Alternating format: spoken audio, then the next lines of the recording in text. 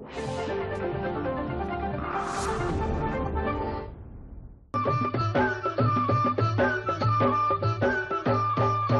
काळी आई धनधान्य देई, ही काळी आई धनधान्य देई, जोडते मनाची नाती आमची माती, आमची माणसं,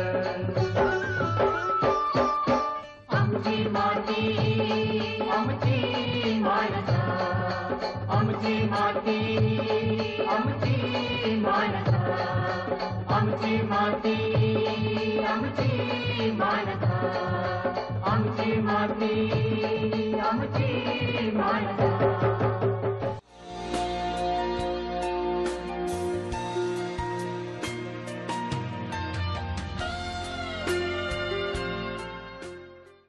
नमस्कार शेतकरी बंधूंनो, आमची माती आमची माणसं या कार्यक्रमात आपणा सर्वांचं मनपूर्वक स्वागत. मंडळी, शाश्वत शेती करण्याकरिता एकात्मिक पीक व्यवस्थापन आणि शेतीपूरक व्यवसाय करणं गरजेचं. यातलाच एक महत्त्वाचा व्यवसाय म्हणजे कुक्कुटपालन. कमी खर्चात कमी कालावधीत चांगलं उत्पन्न मिळवून देणारा हा कुक्कुटपालन व्यवसाय. पण याला गरज आहे ती तज्ज्ञ सल्ला घेऊन योग्य त्या प्रजातीची निवड करून त्यांचं किफायतशीर पालन करण्याची. मंडळी, आजचा आपला विषय कडकनाथ प्रजातीच्या कोंबड्यांचं किफायतशीर पालन. आणि आपल्याला मार्गदर्शन करत आहेत डॉक्टर शीतलकुमार मुकणे, जिल्हा पशुसंवर्धन अधिकारी, जिल्हा परिषद उस्मानाबाद. नमस्कार सर. नमस्कार. आपल्या या कार्यक्रमात आमच्या संपूर्ण टीमकडून स्वागत. धन्यवाद. सर, सर्वप्रथम कुक्कुटपालन या व्यवसायाचे ग्रामीण अर्थकारणात काय महत्त्व आहे? शेतकरी बंधूंनो, आपल्या सर्वांना माहितीच आहे की शेतीमध्ये जे उत्पन्न मिळत असतं ते उत्पन्न काही ठराविक कालावधीनंतर मिळत असतं. अशा वेळेस आपण जे दैनंदिन खर्च भागवत असतो ते भागवण्यासाठी आपल्याला काहीतरी पूरक व्यवसाय असणं गरजेचं आहे. त्यामध्ये कुक्कुट व्यवसाय, परसबागेतील कुक्कुट व्यवसाय हा अतिशय एक सक्षम पर्याय शेतकरी बंधूंना आहे. यामध्ये आपण जर छोट्या प्रमाणामध्ये परसबागेमध्ये हे कुक्कुटपालन केलं तर त्याच्यामधून आपल्याला नियमित उत्पन्न मिळू शकतो. आपण एकंदरीत एकूण जो कुक्कुट व्यवसाय आहे त्यामधून जे उत्पन्न मिळतं त्यामधलं 21% उत्पन्न हे फक्त परसबागेतील कुक्कुटपालनापासून आपल्याला मिळत आहे. त्याचबरोबर हा व्यवसाय हा शेतीसाठी अतिशय पूरक व्यवसाय आहे. अतिशय कमी वेळामध्ये हा आपण उत्पन्नाला आपल्याला याच्यामध्ये सुरुवात होते. त्याचप्रमाणे दैनंदिन कामं करत करतच आपण हा व्यवसाय करू शकतो. त्याचबरोबर शेतकऱ्यांच्या घरी महिला पण हा व्यवसाय अतिशय कमी कष्टामध्ये करू शकतात आणि उत्पन्नात आपल्या घरकामाच्या उत्पन्नामध्ये भर घालू शकतात आणि घर खर्च याच्यामध्ये भागू शकतो. त्याचबरोबर गेल्या 2-3 वर्षामध्ये विविध जिल्ह्यामधल्या असणाऱ्या दुष्काळी परिस्थितीमध्ये कुक्कुटपालन, परसबागेतील कुक्कुटपालन हा एक अतिशय फायदेशीर आणि किफायतशीर व्यवसाय शेतकऱ्यांसाठी ठरलेला आहे. त्याचबरोबर यामधून जे खत मिळत आहे ते खत ही आपल्याला शेतीसाठी वापरता येतं. त्याचबरोबर आता जर आपण पाहिलं तर छोटे जरी गाव असेल तर तिथं व्यावसायिक पद्धतीनं जिथं ब्रॉयलर फार्मिंग होत असतं अशा ठिकाणचे पक्षी छोट्या छोट्या म्हणजे अगदी 500 लोकसंख्येचं जरी गाव असेल तर तिथं सुद्धा हे ब्रॉयलर पक्षी विकले जातात आणि गावातला जो पैसा आहे तो बाहेर जात असतो. अशा वेळेस जर आपण एक छोट्या प्रमाणामध्ये हा व्यवसाय गरीब कुटुंबांनी ग्रामीण भागामध्ये, गावामध्ये, परसबागेमध्ये जर केला तर जो पैसा बाहेर जाणार आहे तो पैसा गावातच राहणार आहे. कारण ह्याच्यातून उत्पन्न झालेली जी पक्षी आहेत, अंडी आहेत ती गावकरीच विकत घेतील आणि हा एक गावामधल्या अर्थकारणाला एक चांगला हातभार लागू शकतो. अच्छा सर, या कडकनाथ या कोंबडीचे वैशिष्ट्य काय आहेत? कडकनाथ ही जी जात आहे ती अलीकडच्या काळामध्ये तिच्या औषधी गुणधर्मामुळे बऱ्याच ठिकाणी त्याचं संगोपन करण्यात येत आहे. यामध्ये या कोंबडीच्या मांसामध्ये स्किनवरती मेलॅनिनचं प्रमाण अतिशय जास्त आहे. त्यामुळे ही जी कोंबडी आहे तिचे पंख, तिची कातडी, त्याचबरोबर तिचं मांस इतकंच काय तिची हाडं ही सुद्धा अतिशय काळी कुळकुळीत असतात. आणि यामुळं या कोंबडीला काळी कोंबडी किंवा काळी मासी असंही म्हटलं जातं. यामध्ये ही जी कोंबडी आहे त्या आणखी वैशिष्ट्य आहे या कोंबडीचं की ती अतिशय प्रतिकूल परिस्थितीमध्येही तग धरू शकते आणि तिचं संगोपन शक्य आहे. विविध रोगाला ही अतिशय कमी प्रमाणामध्ये बळी पडते. औषधी गुणधर्म याच्या मांसामध्ये असल्या कारणामुळे हिला मोठ्या प्रमाणामध्ये मागणी आहे. ही अतिशय एक रुबाबदार आणि देशी कोंबडीची जात आहे. अच्छा सर, ही कडकनाथ कोंबडी ही प्रामुख्याने कुठे आढळते आणि याच्या काही जाती आहेत का? हो, भारतामध्ये तसं पाहिलं तर ही जी जात आहे ती मध्य प्रदेशमधल्या म्हणजे आताच्या छत्तीसगडमधल्या झांबुआ जिल्ह्यामध्ये आणि धार या 2 जिल्ह्यामध्ये प्रामुख्याने आढळते. या कोंबडीचं जे संगोपन आहे हे संगोपन पारंपरिक पद्धतीमध्ये आदिवासी जो समाज आहे त्या भागामधला, ज्याला आपण भिल्ल आणि भिलाल हे समाज आहे, हा समाज परंपरेनं या कोंबडीचं पालन त्यांच्या परसबागेमध्ये करत आलेलं आहे. त्याचप्रमाणे हे जे कोंबडी आहे ही कोंबडी डार्क मीट म्हणून ओळखली जाते. तसं बाकीच्या देशामध्ये म्हणजे चीनमध्ये पण हिला सिल्की नावानं ओळखलं जातं. त्याचबरोबर इंडोनेशियामध्ये सुद्धा ही जी जात आढळते तिला आपण आयाम सेमानी या नावानं तिला तिथं ओळखलं जातं. हिचे महाराष्ट्रात पिल्ल कुठे मिळतात? शेतकऱ्यांकडे आजकाल कडकनाथ कोंबडी संगोपनाच्या संदर्भामध्ये जागरूकता निर्माण झालेली आहे आणि बरेच शेतकरी हे सध्या या कुकुट पक्षाचं संगोपन आणि पालन करत आहेत. अशा वेळेस बरेच शेतकऱ्यांची मागणी ह्या पिल्लाच्या संदर्भात आहे. पशुसंवर्धन विभागाच्या विविध कार्यालयामध्ये आणि पशुवैद्यकीय दवाखान्यामध्ये सुद्धा या संदर्भामध्ये विचारणा केली जाते. शेतकरी बंधूंना मला सांगावंच वाटतं की आपल्या महाराष्ट्रामध्ये गोरेगाव येथे मध्यवर्ती कुकुट विकास संस्था आहे. यामध्ये आपल्याला इथं 1 दिवसीय कुकुट पिल्ल या पक्षाची मिळतात. त्यासाठी आपल्याला त्या ठिकाणी ॲडव्हान्स बुकिंग करून संपर्क साधून ॲडव्हान्स बुकिंग करून तिथून पिल्ल उपलब्ध करून घेतली तर 1 दिवसीय पिल्ल अतिशय कमी किमतीमध्ये मिळतात. त्याचबरोबर काही जे शेतकरी आहेत जसं की उस्मानाबाद जिल्ह्यामध्ये काही ठराविक तालुक्यामध्ये काही ठराविक गावामध्ये काही प्रगतिशील शेतकरी याचं संगोपन व्यावसायिक दृष्टिकोनातून आणि परसबागेत ह्या दोन्ही पद्धतीनं करत आहेत. बुलढाणा जिल्ह्यामध्येही काही ठिकाणी याचं संगोपन होत आहे. या शेतकऱ्याकडूनही आपल्याला 1 दिवसीय पिल्ल मिळू शकतात. अच्छा सर, या कडकनाथ जातीच्या कोंबड्यांचे मांसाचे आणि अंड्यांचे पौष्टिक मूल्य काय आहे? तसं बघायला गेलं तर ही जी कोंबडी आहे या कोंबडीची प्रसिद्धी ही एक औषधी कोंबडी म्हणूनच ओळखली जाते. त्यामुळं याच्यामधल्या जे मांसाचं जे पौष्टिक मूल्य आहेत हे जर आपण पाहिलं आणि ह्याचं जर कम्पेअर आपण ब्रॉयलरशी आणि इतर कोंबड्यांशी जर केलं तर नक्कीच आपल्याला ह्याच्यामधले जे काही गुणधर्म चांगले आहेत हे स्पष्ट होतात. जसं की या कोंबडीमध्ये प्रथिनांचं जे मांसामधले प्रथिनांचं जे प्रमाण आहे ते प्रमाण जवळजवळ 25% आहे, जे की बाकीच्या ब्रॉयलरमध्ये आणि याच्यामध्ये 18 ते 20% प्रथिना सापडतात. त्या मानानं याच्यामधले जे प्रथिनाची एकंदरीत मात्रा आहे ती जास्त आहे. त्याचबरोबर आजकाल आपण सर्व हेल्थ कॉन्शियस झालेलो आहोत आणि आपल्याला फॅट नको आहे. मग जे स्थूल व्यक्ती आहेत त्यांना जर मांस खायचं असेल तर ते कधीही ज्या ह्याच्यामध्ये फॅटचं प्रमाण कमी आहे, वसाचं प्रमाण कमी आहे असंच मांस प्रेफर करतात. या दृष्टीने सुद्धा ह्या कोंबडीकडे आपण एक औषधी गुणधर्म म्हणून कोंबडी पाहू शकतो. यामधलं जे फॅटचं प्रमाण आहे ते फॅटचं प्रमाण इतर कोंबड्यापेक्षा अतिशय कमी आहे. म्हणजे जवळजवळ 0.75% ते 1% फॅट यामध्ये आहे, जे की दुसऱ्या याच्यामध्ये 15-16% फॅट आपल्याला आढळून येतं. त्याचबरोबर एक आवश्यक असणारं जे लिनोमिक ऍसिड आहे याचं प्रमाण सुद्धा या कडकनाथ कोंबडीमध्ये जास्त आहे, जे की दुसऱ्या ह्याच्यामध्ये कमी असतं. आणखी एक गोष्ट सगळ्यांना त्याबद्दल अवेअरनेस पण आलेला आहे, जे की कोलेस्ट्रॉलचं जे प्रमाण आहे हे पण कोलेस्ट्रॉलचं प्रमाण या कोंबडीच्या मांसामध्ये कमी असतं आणि त्यामुळे हे आपल्याला जर हृदयरोग असेल तर कमी प्रमाणामध्ये जर ह्याचं मांसाचं जर सेवन केलं तर ते मांसाहारी व्यक्तीला नक्कीच गुणकारी राहत आहे. त्याचबरोबर यामध्ये ज्या आवश्यक घटक आहेत. जसं की व्हिटॅमिन आहे, vitamin B1, B2, B6, B12, या परत व्हिटॅमिन ई, सेलिनियम, हे जे घटक आहेत, हे घटक ही या कोंबडीच्या मांसामध्ये जास्त प्रमाणात आपल्याला आढळून येतात, जे की आपल्या आरोग्यासाठी सुद्धा आवश्यक आहेत.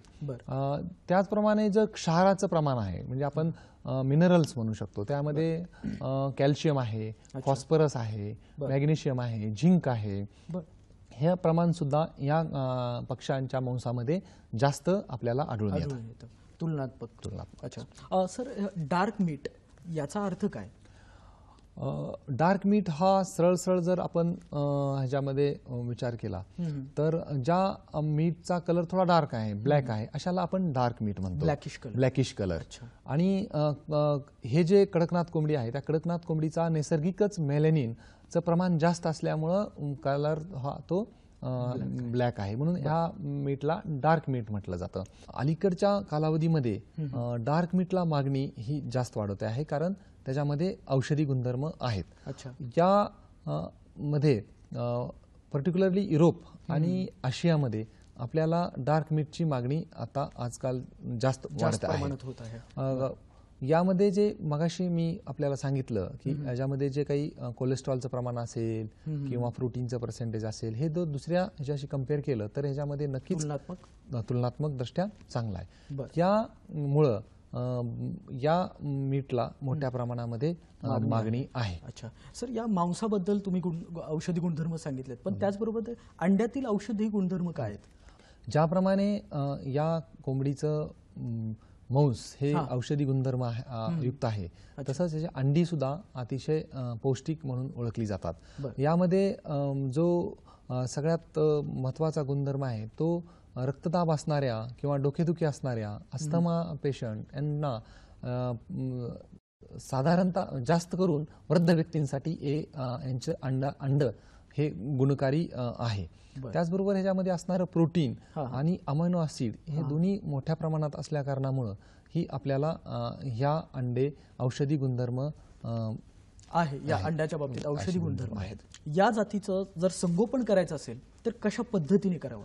आपण जे सध्या कुक्कुटपालन करतो त्याच पद्धतीनं या कोंबडीचं संगोपन आपल्याला करणं शक्य आहे. यामध्ये दोन पद्धतीनं संगोपन केलं जातं. एक व्यावसायिक पद्धतीनं संगोपन करणं, जे की मोठ्या स्तरावरती मोठी गुंतवणूक करून आपण करू शकतो. दुसरी जी आहे ती परसबागेमधील संगोपन करणं. यासाठी जे काही शेड वापरलं जातं तर ते शेड कशा पद्धतीचं असावं? एकूण त्याची रुंदी आहे ती 27 ते 30 फुटाच्या पुढे नसू नये, ज्या कारणामुळं लिटरमध्ये जे वायू तयार होणार आहेत ते वायूचं विजन होऊन हे वायू बाहेर निघून जावेत आणि त्यामुळं पक्ष्यांना कुठलाही रोग होऊ नये, रोग प्रादुर्भाव होऊ नये. त्यामुळे जी रुंदी, ह्या शेडची रुंदी ही आपल्याला 27 ते 30 फुटापेक्षा जास्त ठेवणं संयुक्तिक ठरणार नाही. त्याची जी उंची आहे ती उंची आपल्याला 7 फुटापासून 10 फुटापर्यंत आपण ठेवू शकतो. त्याचबरोबर बाजूच्या ज्या भिंती आहेत ह्या भिंती आपल्याला 1.5 ते 2.5 फुटाच्या वरती नाही घ्यायच्या, कारण त्याच्यापेक्षा जर बाजूच्या भिंती आपण जास्त घेतल्या तर तो जो वायू विजन होणार नाही, तिथला वायू आतच ट्रॅप होणार आहे आणि त्यांच्या ज्या पक्ष्यांच्या चोंची जर त्या भिंतीच्या खाली राहिल्या तर तो खालचा जो वायू तयार होणार आहे, विषारी वायू तयार होणार आहे लिटर्स मधले, ते त्यांच्या रेस्पिरेशन मधून, त्यांच्या श्वसनामधून जाऊन त्यांना रोग होण्याची शक्यता असल्या कारणामुळे आपल्याला हे बाजूच्या भिंती आहेत ते 1.5 फुटाच्या वरती घेणं किंवा त्यांच्या मानेच्या हाईटच्या वरती घेणं संयुक्तिक ठरणार नाही. तिथून जे आपल्याला वरच्या बाजूनं, दोन्ही बाजूनं जे लांबीच्या बाजूनं जाळी करणं आवश्यक आहे, ज्यातून आपल्याला भरपूर सूर्यप्रकाशही मिळेल आणि आवश्यकतेनुसार त्यावरती जर आपण पडदे टाकले तर थंडीपासून पण आपल्याला त्या बाजूच्या जाळीवरती संरक्षण करता येईल.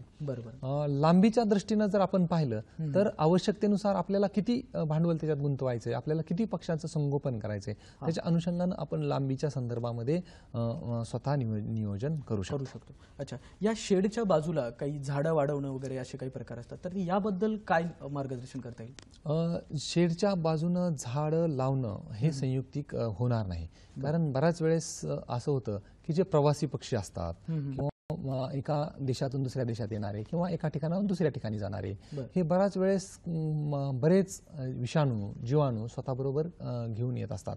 जरी ते इन्फेक्ट नसले तरी ते कॅरियर म्हणून काम करत असतात. अशा वेळेस जर हे पक्षी त्या शेडवरती त्या बाजूला जाऊन बसले आणि त्यांच्या विष्ठेमुळे जर तिथं व्हायरस आला किंवा एखादा दुसरा रोग आला तर त्याचा साथ रोग होण्याची शक्यता प्रादुर्भाव आपल्या शेडला होऊ शकतो. आपण एक घरगुती जरी असणार अन्नधान्य याचं एक समप्रमाणामध्ये जर हे करून मिक्सर करून जरी एक धान्य आपण त्याचं खाद्य तयार केलं तरी ते किफायतशीर राहू शकतं.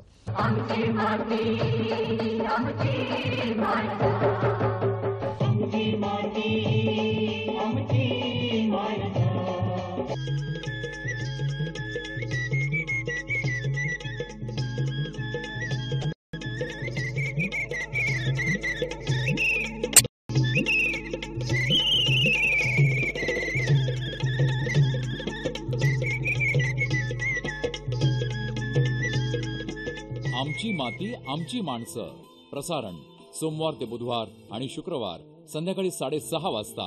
पुनःप्रसारण सोमवार ते गुरुवार सकाळी 6:30 वाजता. परसबागेतील याच कुक्कुटपालनाबद्दल काय सांगा?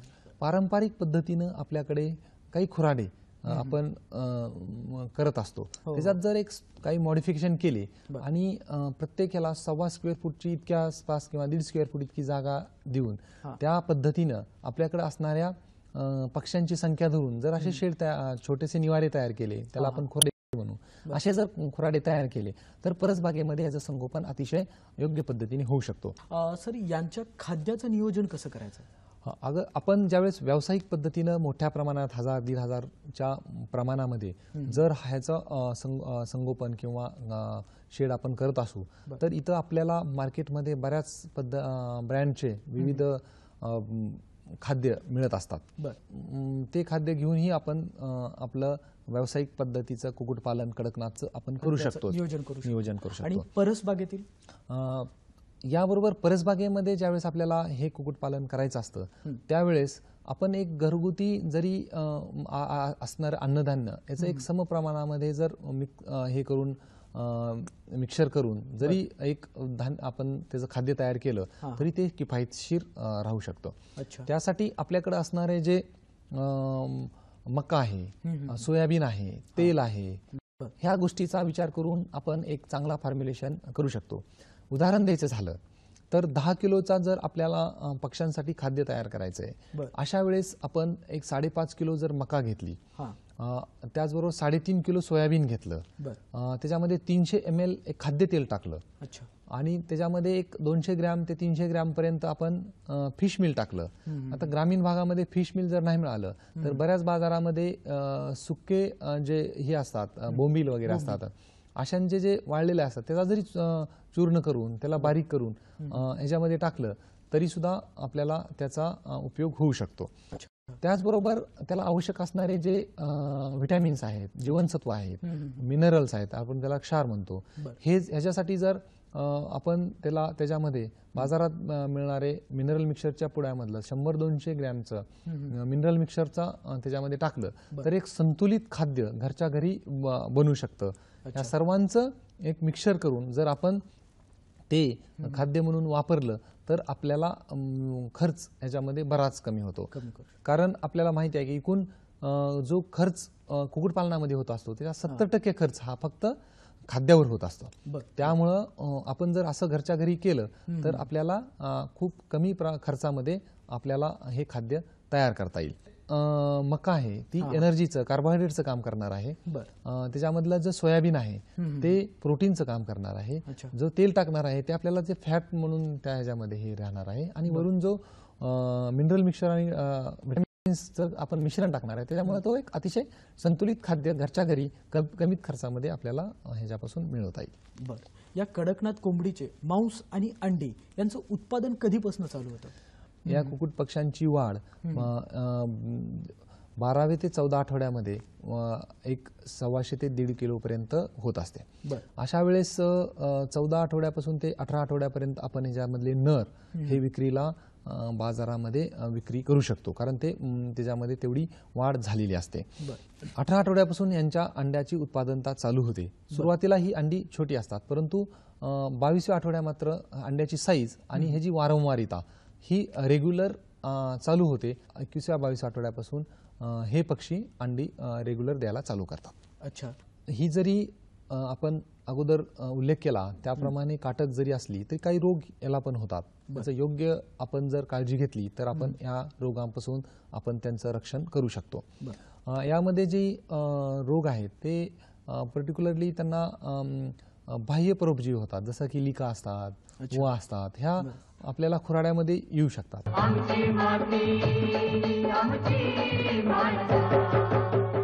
साधारण कोणकोणत्या रोगांचा प्रादुर्भाव होतो आणि ते होऊ नयेत म्हणून काही प्रतिबंधात्मक उपाय किंवा लसीकरण काय आहे?